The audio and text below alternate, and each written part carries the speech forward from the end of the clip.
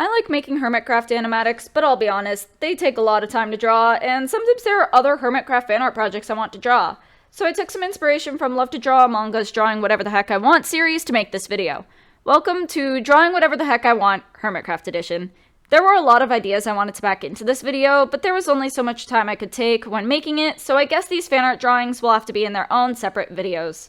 Heck, one of them isn't even fully sketched out yet. So rather than do a bunch of projects, I figured I should tackle one project at a time and turn my community post sketches into digital artworks. So the first hermit I am drawing today is Mumbo Jumbo. Now, I don't have too much fan art drawn for Mumbo Jumbo, but I do have one animatic up on this channel, which is Mumbo Knows His Base is Sus. I do have that. And this sketch right here, this is actually the first community post that I ever posted on this channel. So I figured, why not give it a redraw of sorts and turn it into a digital artwork. But for certain parts of this artwork, I was feeling a little bit stuck. I wouldn't really call it art block because I was still feeling very motivated to draw. I was still feeling like my artwork was really okay. It was just these 2 points, the top eyelid and the hairline, I wasn't feeling too proud of at that particular point. So what I did was I used the Benezer curve, I believe that's how you pronounce that. And I just put a bunch of points on there and it would do a really good curve for what I was going for. And honestly, that worked like a charm. I believe it's more meant for like eyelashes and eyelids though, because it's meant to have a curve to it and a varying width, I suppose is the best way to say that. But for the way I colored Mumbo in this sketch and this artwork, I believe that it would still look really good because I made the line art color the same as the hair color. So for both the mustache and the hair, I used a dark red shading color.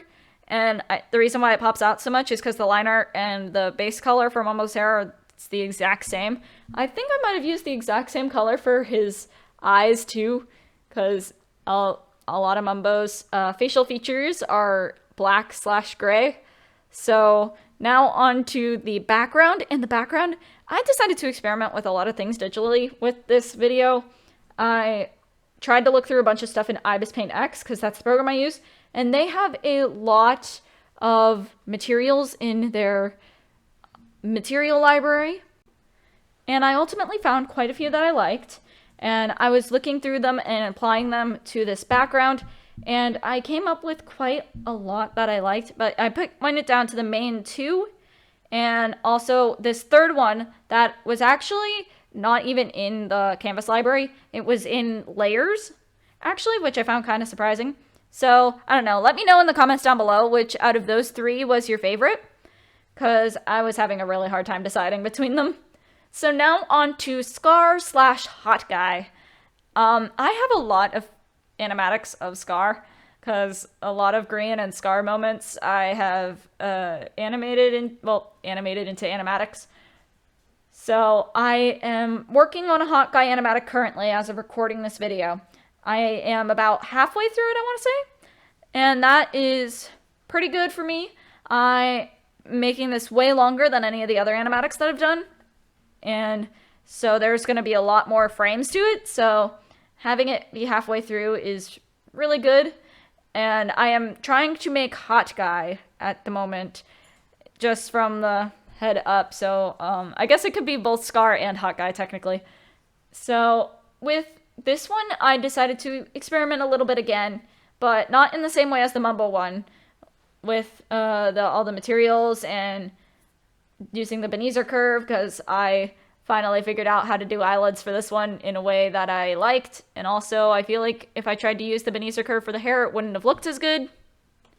So instead, as some of you may be able to tell, I was using the texture brushes for the hair, and I thought it actually looked really nice. I kind of want to use the texture brushes more now, because the texture brushes looked really good for me, and I also tried to use some like opacity layers and some other things to make the sunglasses look nice, and also put the Hot Guy logo behind him. And now we are on to B-Dubs, B000100, with his little moss hoodie. I also, if you haven't noticed, I use a lot of these in polls in the past for if you wanted to see these characters in future animatics. The main poll that I remember this B-dub sketch being in, though, is in a sketch between this one with the smaller eyes or the other one with the larger eyes. And the main thing that people were saying was that they liked the larger eyes, but they liked the hoodie on this one more. And I can totally see why. The hoodie on the other one was like way thinner and not as mossy and fluffy, I guess is the best way to put it. So I decided to go full speed ahead with the texture brushes because I wanted this hoodie to look as mossy as possible. So for this hoodie, I made the shadows blue and the highlights a yellow green, and also decided to use this leaf shower, I think was the brush name, and Gaussian blur for the back, because I've seen a lot of people use those to make really cool backgrounds, so I just decided to experiment with that quickly. And now onto King Ren the King. Now I've done quite a few animatics with King Ren the King, but the main one was resisting the resistance, and I decided to again use those texture brushes because I started using them and I could not stop, even though the bucket tool did not recognize the texture brushes a lot, which was kind of annoying, but at the same time, what can you do? So I decided to use this one lighting filter effect, which I thought was really cool, and decided to do some lighting because I don't do too much lighting a lot of the time, or if I do, it's more like just general stuff. It's not as like in your face as this King Ren the King one is, so I just decided to try that out.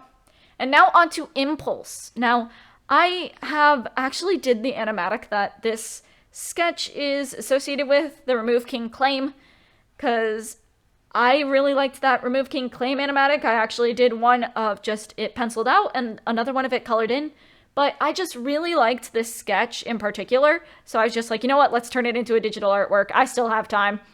So I just went around with that texture brush that I used. I believe it was Pencil 1 in Ibis Paint X, because I felt like it was enough texture to differentiate it from the hard pen. That's the basic pen in Ibis Paint X, but it's not too much texture that it feels like it's too much in the artwork, you know, too much texture, like it's going overboard. So I personally liked that. I also added a green, lowered the opacity on the entirety of the artwork, because I wanted it to be sort of in theme with Grumbot, since he got it handed to him by Grumbot, even though it was technically green that made the priority adventure.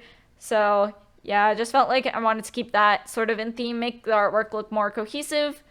And I just decided to keep the background transparent since this was the last one I did, and I also did not want to draw all the tech stuff associated with Grumbot.